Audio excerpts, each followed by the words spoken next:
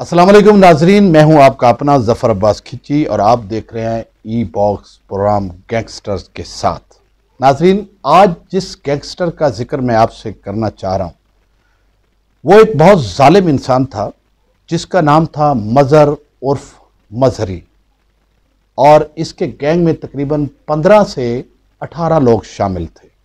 नाजरीन, ये गैंग अगवा बराए तावान में बहुत मशहूर था। डकैती विद मर्डर, अगवा विद मर्डर और इस तरह की संगीन वारदात में ये मुलव्विस था। नाजरीन, ये गैंग तकरीबन 15 से 18 लोगों पर मुश्तमिल था।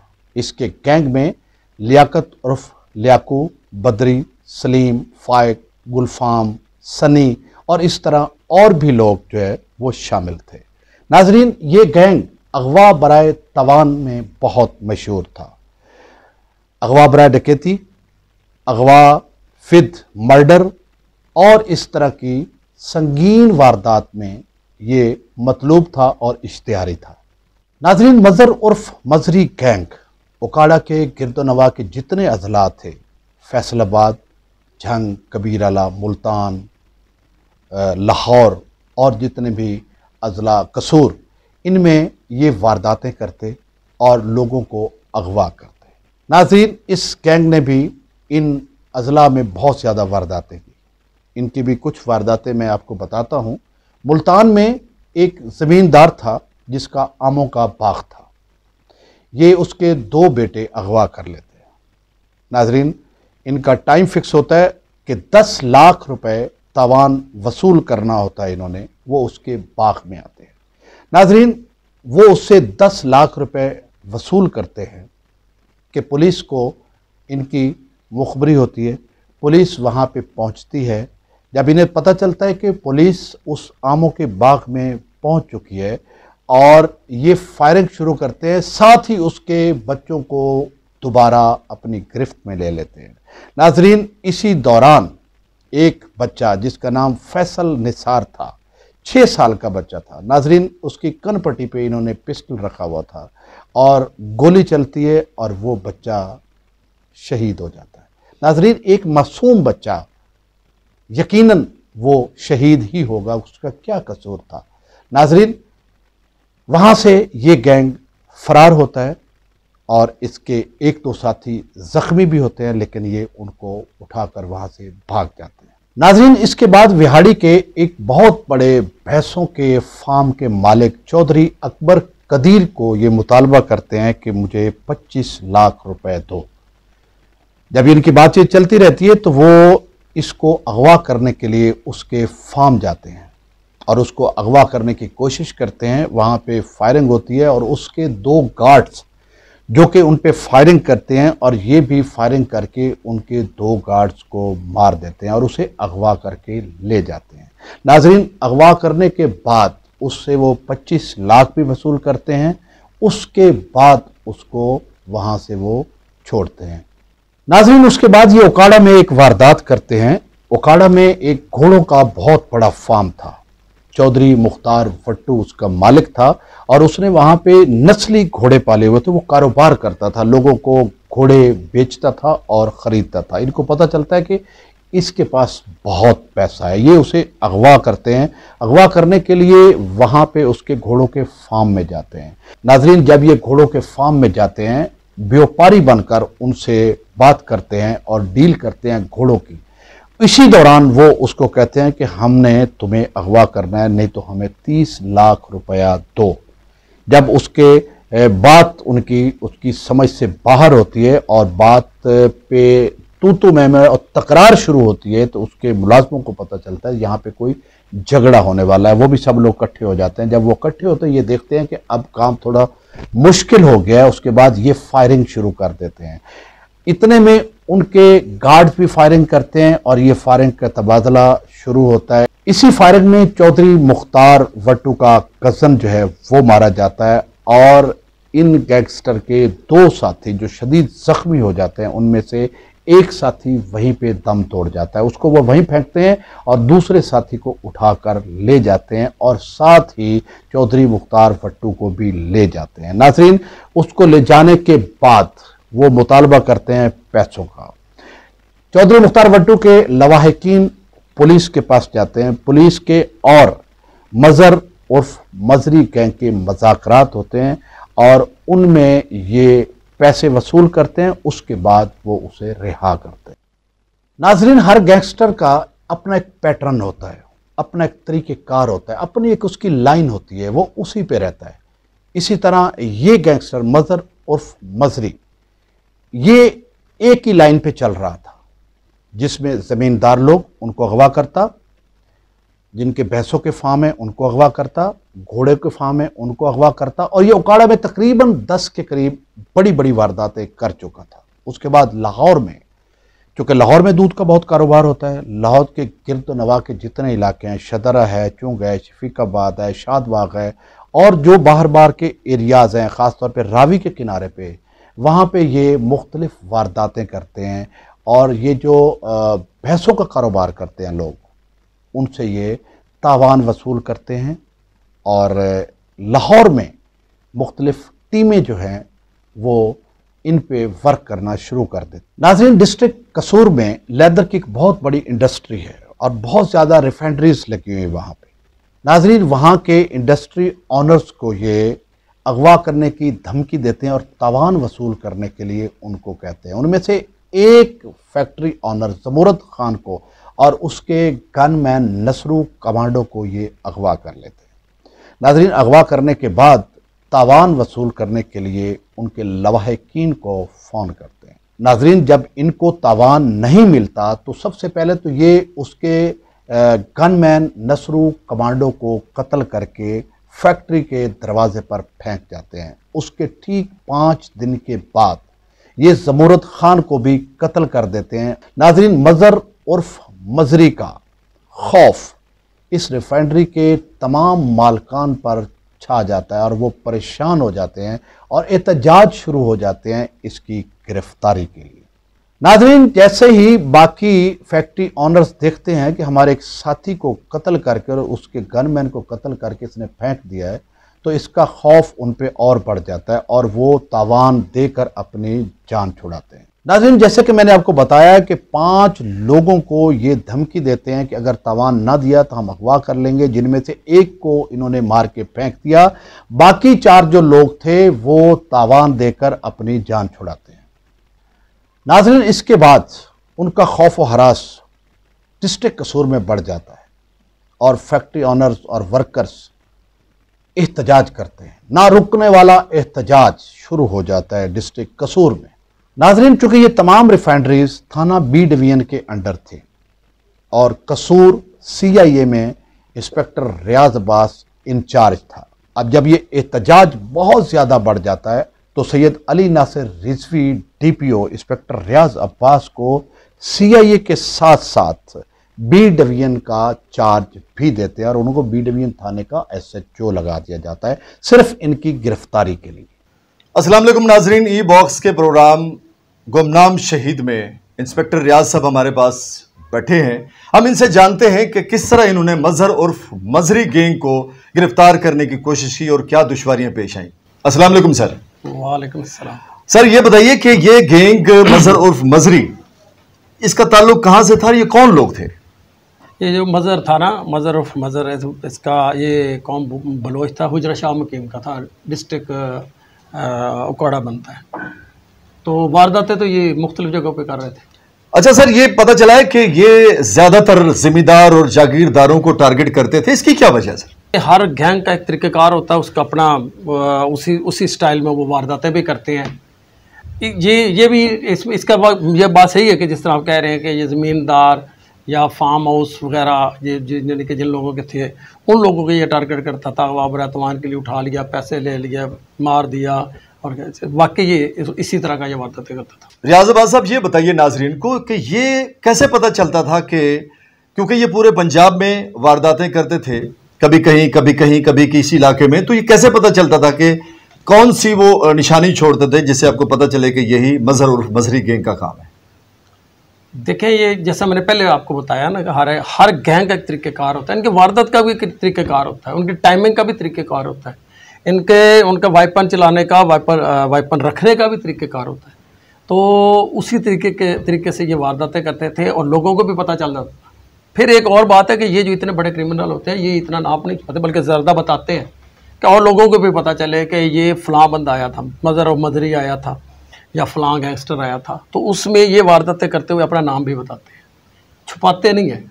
फिर हम लोग जब पुलिस वाले या जो भी उसको उस टाइम के मौके पे जाती है पुलिस, मैं गया कोई भी गया कि जहाँ पे जो वारदात होती है, तो वो जब शवाहिदात इकट्ठे करते हैं तो वो भी पता चल जाता है कि ये फ़लाँ गैंग ने किया है।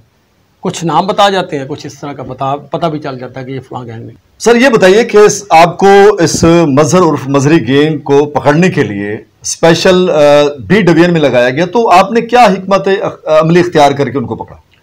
मैं था वहाँ पे इंचार्ज CI डिस्ट्रिक्ट कसूर का। तो ये गैंग काफ़ी वारदातें कर रहा था बी डिवीजन के इलाके में भी। तो हमारे DPO साहब थे अली नासिर रिजवी साहब, उन्होंने मुझे बी डिवीजन लगाया। उस टाइम हालात भी बड़े, उस थाने में बड़े हड़तालें भी हो रही थी। वो लोग जिनकी वारदातें हुई थी वो थे फैक्ट्रीज अनर्थ थे, उन्होंने की हुई थी। तो मैं मिला, उन लोगों को मिला और उन लोगों को भी मिला जिनके पीछे वारदातें इन्होंने की हुई थी। फिर उनके जहाँ पे उसके ठिकाने थे वहाँ पे रेड किए, वहाँ पे उसके जो भी टेलीफोन नंबर मुख्तलिफ़ जगहों पे या जिस तरह भी है वो मैं इकट्ठे किए, इसके गैंग जितने भी थे। फिर मेरे इनकाउंटर्स हुए, इसके साथ काफ़ी मुकाबले हुए, आमने सामने फायरिंग होती रही। तो जिसमें ये तकरीबन उस टाइम तो वो भागता रहा, लेकिन हमने इसकी कोशिश करते रहे इसको गिरफ्तार करने के लिए। रियाज अब्बास साहब, नाजरीन को ये बताइए कि जिस मुकाबले में मजहर उर्फ मजहरी मारा गया वो क्या वाक़या था, कैसे पेश आया? हमें इतला मिलती है कि ये मजहर और मजहरी और इसके साथ एक होता है, इसका बड़ा राइट हैंड था लियाकत और लियाकू, वो भी बहुत बड़ा क्रिमिनल था और 4-5 और थे। इन्होंने एक कसूर के इलाके में एक बंदे को तवान के लिए उठाया, पहले उसे तवान मांगा हुआ था। जब हमें पता चला तो हम कि वहाँ से उन्होंने उठा लिया, उसी रोड पे आगे आ गए। तो वो रोड दीपालपुर रोड था, उसमें वो फायरिंग होती रही। तो उसी फायरिंग में इसने जिस मोटरसाइकिल पे आया था वो मोटरसाइकिल इनसे वो गिर गई और इन्होंने नीचे गिर के भी फायरिंग शुरू रखी। इसी दौरान इन्होंने फिर भागना शुरू कर दिया, अंधेरा भी था काफ़ी। तो वहाँ से 2 और आए मोटरसाइकिल वाले, उनसे इन्होंने वो मोटरसाइकिल भी छीन लिया दोबारा और मोबाइल्स वगैरह भी छीन लिए। नाजरीन, जो मोटरसाइकिल इन्होंने राहगीर से छीनी थी वो तो 2 इनके साथी लेकर फरार हो गए। जो मोटरसाइकिल 125 इनसे बरामद हुई, नाजरीन उसका रिकॉर्ड जब मालूम हुआ तो निश्तर टाउन थाने में एक मिल ऑनर को इन्होंने 10 लाख तवान के एवज उसको कत्ल किया था और ये मोटरसाइकिल भी उन्हीं की थी। इस मोटरसाइकिल की वजह से वो मुकदमा भी ट्रेस हो गया जो इन्होंने किया था। तो हम तो पीछे पहले ही कर रहे थे, हम भी उस नए जो उन्होंने वकूअ हो गया उसमें भी पहुंच जाते हैं। तो उसमें पहुंचे, फिर वहाँ से इनका रुख हो जाता है रेलवे स्टेशन की तरफ।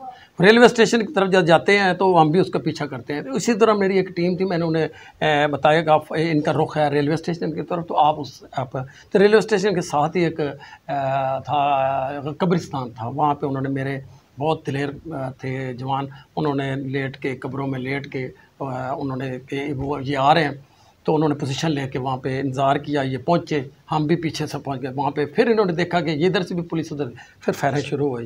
ये मजहर और मजहबी और लियाकत उन्होंने बहुत शदीद फायरिंग की, चारों तरफ लोगों की छतों पे लोग भी जा गए थे, देख रहे थे वो मुकाबला। मीडिया वाले भी, क्योंकि 2-3 घंटे का था ये, पहले भी फायरिंग पहला मुकाबला हुआ, फिर ये शुरू। तो प्रेस वाले भी तकरीबन वहाँ पर सारे पहुँचे हुए थे। तो वो उस फायरिंग में ये जब इनकी मुलजमान की फायरिंग रुकती है तो हम देखते हैं जाके, तो ये मजहर और मजहरी और लियाकत और लियाकू ये दोनों वहाँ पे मारे जाते हैं।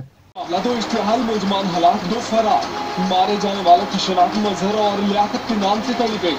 मुलजमान दर्जनों संगीन वारदातों में मतलूब थे।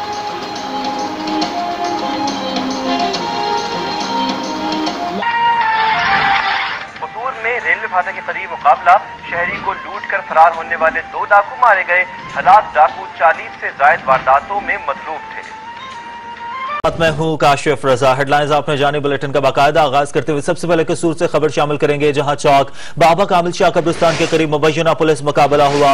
मुकाबले में 2 इश्तिहारी हलाक जबकि 2 फरार हो गए। मारे जाने वालों की शनाख्त मजहर और लियाकत के नाम से हुई है, जबकि इश्तिहारी मुलजमान दर्जनों संगीन वारदातों में मुलव्वस थे। मजीद जानते हैं तनवीर शाहिद से। जी तनवीर, अपडेट कीजिएगा। जी मैं आपको बताता चलूं कि आज वो 4 नामजद अफराद ने थाना सदर कसूर के इलाके से एक शख्स से गन पॉइंट पर नकदी और मोटरसाइकिल छीनी, जिसकी इतला जो है मुकामी पुलिस को जो है 15 पर की गई। तो डीपीओ कसूर सैयद अली नासर रिजवी ने इस कार की खुद मॉनिटरिंग की और जो डकैती करने वाले डाकुओं थे उनकी तलाश शुरू कर दी। शहर भर की नाकाबंदी के बाद 4 अफराद को रेलवे स्टेशन कसूर के करीब पुलिस ने रोका था। मुलजमान ने पुलिस पर सीधी फायरिंग कर दी। थाना बी डिवीजन कसूर पुलिस और 4 डाकुओं के दरमियान कई घंटे तक फायरिंग होती रही, जिससे जो 2 डाकू जो है वो अंधेरे का फायदा उठाते हुए फरार हो गए, जबकि 2 डाकू जो है पुलिस की फायरिंग से जो है वो हलाक हो गए। डीपीओ कसूर सैयद अली नासर रिजवी के मुताबिक जो है हलाक डाकुओं की शनाख्त जो है वो मदर और लियाकत उर्फ लियाकू के नाम से हुई है, जो कि पंजाब भर में 40 से ज्यादा कत्ल और डकैती जैसी संगीन वारदातों में मुलव्वस थे और खतरनाक इश्तियारी भी थे, जिनकी डेड बॉडीज को जो है वो पोस्टमार्टम के लिए मुकामी DHQ में मुंतकिल किया जा रहा है। हलाक होने वाले मदर और लियाकू से जो है भारी मिकदार में असला भी बरामद हुआ है, जबकि पुलिस मुकाबले में जो है वो पुलिस एहलकार मौजूदा तौर पर जो है वो महफूज रहे हैं। जी सही। तनवीर ये बताएगा, जो 2 मुलजिम फरार हो गए हैं उनके हवाले से पुलिस का क्या कहना है, क्योंकि अंधेरे का फायदा उठाते वो फरार हो गए थे, अब तो काफी रोशनी भी हो गई है, तो क्या नाकेबंदी की गई है इस हवाले से शहर में? जी डीपीओ कसूर सैयद अली नासर रिजवी से अभी हमने जो है वो बात की है। उनका कहना है कि पूरे शहर की जो है वो नाकाबंदी की गई है। ये फरार होने वाले डाकू जो है वो कानून की गिरफ्त से नहीं बच सकेंगे और इंशाल्लाह इनको भी जल्द जो है वो गिरफ्तार कर लिया जाएगा। मैं आपको ये भी बताता चलूं कि पुलिस जो है वो कल से जो है वो नेशनल एक्शन प्लान के तहत जो है वो मुख्तलिफ जगहों पर जो है वो ये ऑपरेशन कर रही थी, जिसका नतीजा ये निकला है कि ये खतरनाक इश्तियारी जो है मजर और लियाकत जो है इनसे पुलिस का मुकाबला हुआ है और ये पुलिस मुकाबले में जो है वो जाँ बाक हुए हैं, हलाक हुए हैं। जी आपको खबर दें, मुबैना पुलिस मुकाबला पेश आया और इस मुकाबले के दौरान 2 इश्तिहारी मुलजिम हलाक जबकि 2 फरार हो गए। मुताबिक कसूर के थाना बी डिवीजन की पुलिस ने चौक बाबा कामिल शाह कब्रिस्तान के करीब नाका लगा रखा था। 4 मशकूक अफराद को रुकने का इशारा किया तो वो कब्रिस्तान में घुस गए और फायरिंग शुरू कर दी। पुलिस की जवाबी फायरिंग से 2 इश्तिहारी मुलजिम हलाक जबकि 2 रात की तारीकी का फायदा उठाकर फरार हो गए। मारे जाने वालों की शनाख्त मजहर और लियाकत के नाम से हुई, जो कि 40 के करीब संगीन वारदातों में मतलूब थे।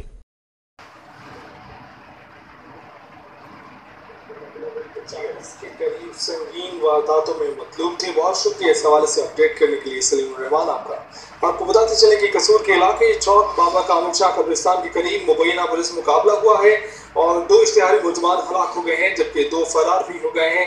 इस बात की तस्दीक डीपीओ अली नासर रिजवी ने की है और बताया है कि मारे जाने वालों की शनाख्त मजहर इकबाल और लियाकत के नामों से हुई है। इश्तिहारी मुलजमान दर्जनों संगीन वारदातों में मतलूब थे और हमारे नुमाइंदे सलीम रहमान ने इस बात की तस्दीक करते हुए बताया है कि वो 40 संगीन वारदातों में मतलूब थे। थाना बी डिवीजन पुलिस ने मुबैना मुकाबले में 2 इश्तिहारी हलाक हुए और जबकि इस दौरान 2 मुलजिम रात की तारीकी का फायदा उठाते हुए फरार हो गए। डीपीओ कसूर अली नासर रिजवी के मुताबिक पुलिस ने चौक बाबा कामिल शाह कब्रिस्तान के करीब नाका लगाकर रखा था, जबकि इसी दौरान 4 मशकूक अफराद को रुकने का इशारा किया गया तो वो कब्रिस्तान में घुस गए और फायरिंग शुरू कर दी। फायरिंग के तबादले में 2 अफराद हलाक जबकि उनके 2 साथी फरार हो गए। मारे जाने वालों की शनाख्त और मजहर और लियाकत के नामों से हुई, जो 40 के करीब संगीन वारदातों में मतलूब थे।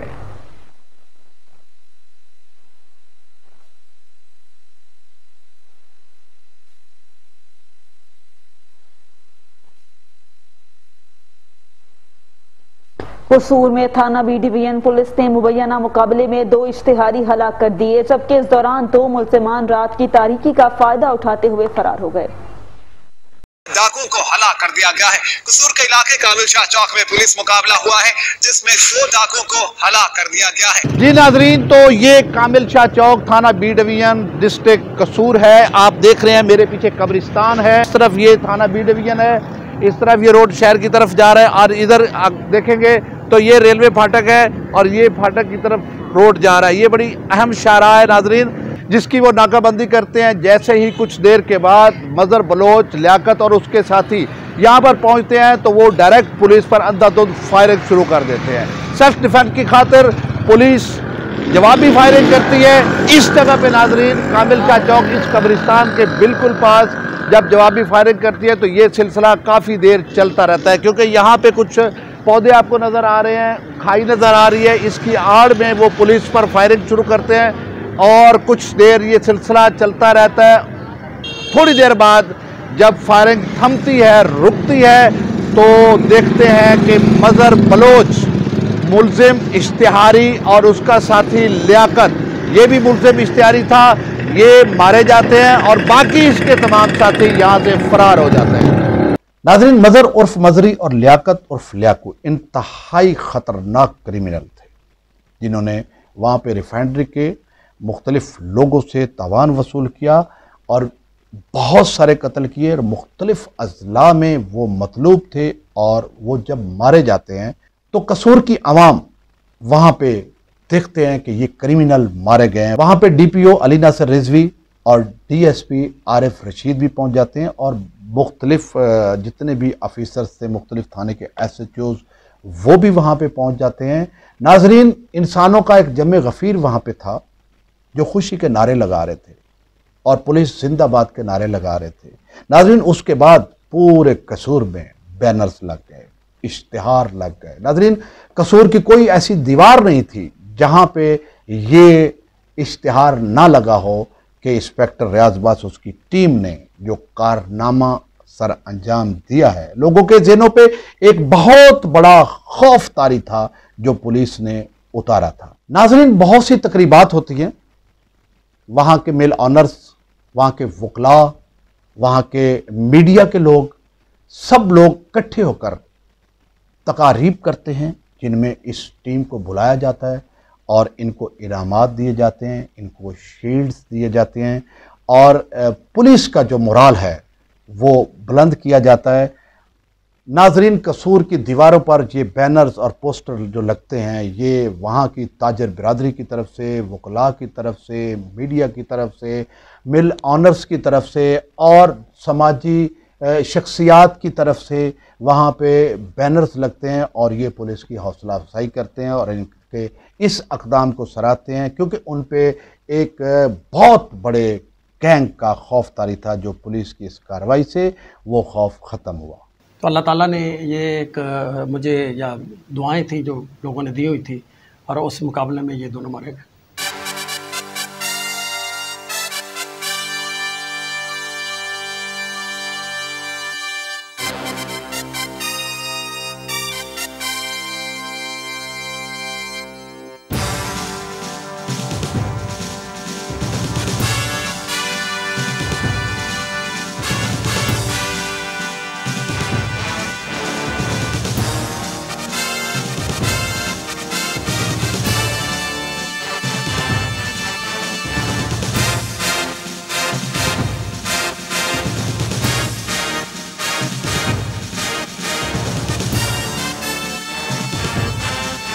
इंस्पेक्टर रियाज साहब, अल्लाह पाक आपकी ज़िंदगी सलामत रखे, आपके साथ सबकी दुआएं आपके साथ हैं। इसी तरह आप जुर्रतमंदाना और बहादुरी के इक़दाम करते रहें, हमारी दुआएं आपके साथ हैं।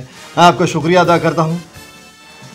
नाजरीन, ये था अहवाल मजहर उर्फ मजहरी गैंग का, जो इंस्पेक्टर रियाज अब्बास ने अपने पुलिस जवानों के साथ मिलकर उनको निस्तो नाबूद किया, सफ़ाए हस्ती से मिटा दिया। जुर्म आखिर मिट जाता है, हक की जीत होती है। इंशाल्लाह अगले प्रोग्राम में हम फिर इंस्पेक्टर रियाज अब्बास के साथ आपकी खिदमत में हाजिर होंगे। अपने होस्ट अजमल दीवान को इजाज़त दीजिए। अस्सलाम वालेकुम। Please subscribe to this channel, eBox.